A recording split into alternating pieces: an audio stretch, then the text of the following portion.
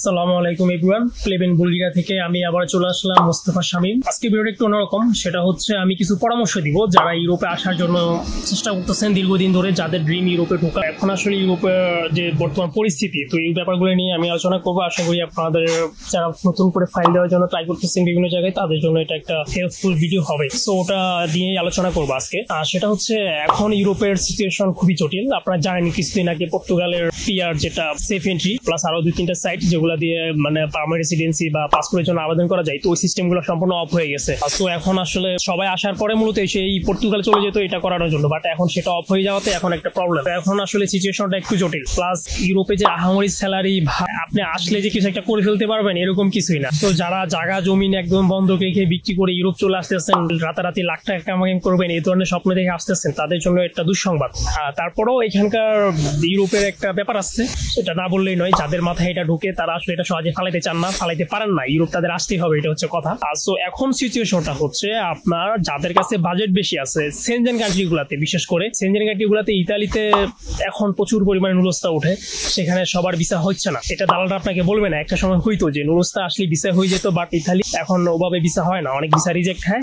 Plus দালালরা আপনার থেকে অনেক অ্যাডভান্স নেই, দালালের থেকে সব টাকা পয়সা তোলাটা একটা টাফ ব্যাপার। ভাই এত বড় রিস্ক নিতে আমি না করবো, এখন আর ওই রিস্ক নেওয়ার প্রয়োজন নাই। ইতালির ব্যাপারটাও গেল। দেন একটা সময় ফ্রান্সের ভিসা হতে, এখন ফ্রান্সেও হয় না, অনেক দালালরা ফাইল নেই, বাট আসলে ওগুলো হচ্ছে ধাপ্পাবাজি। তারপরে আপনার কোথায় যাবেন, সেনজেনে কোথাও নাই। তো নন সেনজেন গুলার ভিতরে আপনার যে কান্ট্রি গুলা ইউরোপের ভিতরে, নন সেনজেনের ভিতরে আপনার আছে রোমানিয়া, বুলগেরিয়া, দেন ক্রোয়েশিয়া। এই তিনটাতে ভিসা হইতো। এর ভিতরে ক্রোয়েশিয়া তো সেনজেন হয়ে গেছে অলরেডি, এখন রোমানিয়া বুলগেরিয়া হয়ে গেছে। হয়ে যাওয়ার পর এদের সিস্টেম গুলো জটিল হয়ে গেছে। একটা সময় রোমানিয়াতে অনেক সহজে ভিসা পাওয়া যেত, বাট এখন পাওয়া যায়। দেন বুলগেরিয়াতে এখন মোটামুটি ভিসা হচ্ছে 100%, বাট ডি ক্যাটাগরি যে পারমিট গুলো আছে এগুলো এখন শর্টকাটে বের করা যাচ্ছে না। এখনকার ডি ক্যাটাগরি পারমিট গুলো পাইতে, যেখানে আপনার 45 কর্মদিবস তারা ওয়েবসাইটে লিখে রাখছে টাইম, বাট এই টাইমে তারা দিতে পারে না, তারা দেয়ও না, তারা এখন সময় নেয়, আস্তে ধীরে দিচ্ছে। বাট এখনো ভিসা ইস্যু 100% আছে বুলগেরিয়াতে, একমাত্র ইউরোপের ভিতরে বা ইউরোপিয়ান ইউনিয়নের কান্ট্রি গুলোর ভিতরে। আর আদার্স আপনার ইউরোপের আশেপাশে যে কান্ট্রি গুলো, যেগুলো থেকে আসার পর ঢুকে পড়া যায় আর কি, এগুলোর ভিতরে যেমন আলবেনিয়াতে ভিসা হইতো, বাট এখন আলবেনিয়াতে ভিসা হওয়া প্রায় বন্ধ। আলবেনিয়ার অনেক ই ভিসা নিয়ে অনেক স্কিম জালিয়াতি হয়েছে,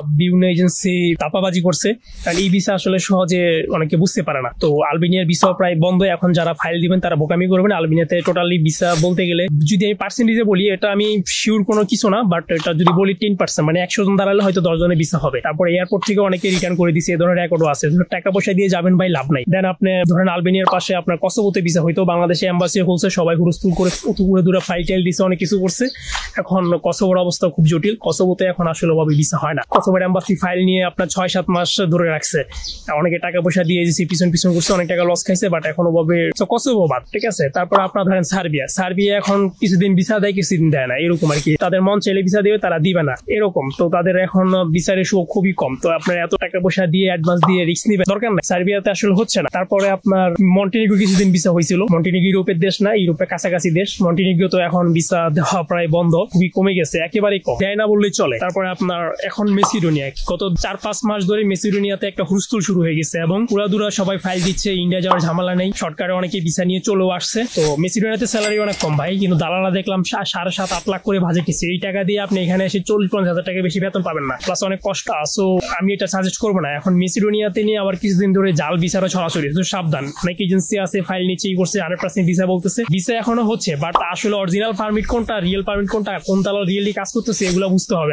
আপনাদের বাংলাদেশি যারা আছেন, যারা বিভিন্ন এজেন্সির কাছে যান, ফাইল দেন, ইউরোপের জন্য ট্রাই করেন, তারা আসলে অনেকগুলো ব্যাপার জানেন না। মানে আপনি যে ইউরোপে আসবেন, আপনার মেইন টার্গেট কোন দেশে, আপনি সেনজেন, সবাই টার্গেট থাকে সেন্ট্রাল, ইতালি, ফ্রান্স বা পর্তুগাল বা স্পেন, এই কান্ট্রিগুলোতে সেটেল হওয়া, কারণ এগুলাতে আপনার বৈধতা দেওয়ার সিস্টেম গুলো একটু সহজ, প্রক্রিয়া আছে, করা যায়। যাদের টাকা আছে তারা ডাইরেক্ট মেইন সেন্ট্রালে ঢুকে, আর যাদের কাছে টাকা নাই তারা এই মন্টিনিগ্রো, কসোভো, আলবেনিয়া, সার্বিয়া বা এই রোমানিয়া, বুলগেরিয়াতে এখন সেনজেন, রোমানিয়া সেনজেন, সো এগুলাতে আসেন। এগুলাতে আসার পর ওখানে চলে যায়। তো আপনারা যারা চলে আসছেন আলহামদুলিল্লাহ, তারা হয়তো একটু সেক্টর করে ফেলবেন, বাট যারা এখন আসতে পারেন না, কিন্তু ইউরোপ ঢুকে আপনার জন্য স্বপ্ন। এখন 2024 সালের এখন জুন মাস চলে, এই সময় আপনি কি করবেন, এখন আপনার কি করা উচিত বা কোন এজেন্সির কাছে কিভাবে কি কোথায় কি করবেন এগুলো আপনার বুঝতে হবে। সর্বপ্রথম আপনার যে কাজটা হচ্ছে আপনি কোন একটা দেশে যাবেন। সো এখন আপনি ধরেন একটা ফেসবুকে বিজ্ঞাপন দেখলেন, একটা এজেন্সি ফাইল নিচ্ছে মেসিডোনিয়াতে। এখন মেসিডোনিয়া সিস্টেমটা আপনাকে বুঝতে হবে। দালাল আপনাকে যেটা বুঝাবে সেটা আপনি যেমন আপনার বুলগেরিয়াতে অনেকের বলছে যে ইন্ডিয়া যাওয়া লাগবে না, ভিসা করে দেবে, কিন্তু বাট এটা কখনোই সম্ভব না। বুলগেরিয়ার ভিসা পাওয়ার জন্য অবশ্যই আপনাকে দিল্লি যেতে হবে, এম্বাসি ফেস করতে, আপনি নিজের হাতে ফাইল সাবমিট করতে হবে, করার পর আপনার ভিসা হয়, ভিসা হওয়ার পরে আপনি এখানে আসতে পারবেন, তা না হলে আসতে পারবেন না। সো এটা হচ্ছে সিস্টেম। বাট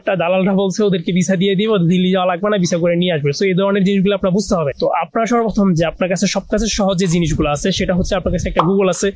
যে দেশে যাবেন বা দালাল সাথে কথা বলছেন, আপনি মন্টিনিগ্রো যাবেন বা মেসিডোনিয়া যাবেন, ওই দেশ সম্পর্কে ওখানে মিনিমাম কেমন স্যালারি পাওয়া যায়, কোন কোন সিস্টেম ওখানে বৈধতা পাওয়া যায়, ওখান থেকে কোনো কোথাও যাওয়ার অপশন আছে কিনা, কেউ গেছে কিনা, একটু সময় নিয়ে। প্লাস ওই দেশে যে সকল বাঙালি ভাইরা আছে ওদের থেকে আইডিয়া নিবেন ওখানে যেতে আসলে কত টাকা লাগে, কেমনি কি হয়, ভিসা কোথা থেকে করতে হয়, উনি কিভাবে গিয়েছে, ওদের মাধ্যমে একটু জানার চেষ্টা করবেন। ভাই 10 জন মানুষকে নক দিলে একজন মানুষ আপনাকে অবশ্যই রিপ্লাই দিবে, তার কাছ থেকে আপনি একটা প্রপার ইনফরমেশন পেয়ে যাবেন। বাট দালালদের কাছে গিয়ে দালালদের কথা বিশ্বাস করে আপনারা লাখ লাখ টাকা দালালদের হাতে তুলে দিচ্ছেন, আর ওরা সব টাকা পয়সা নিয়ে আপনাকে এই করতেছে, পরে আপনারা এই ফেসবুকে নক দিয়ে বলেন ভাই এই অবস্থা।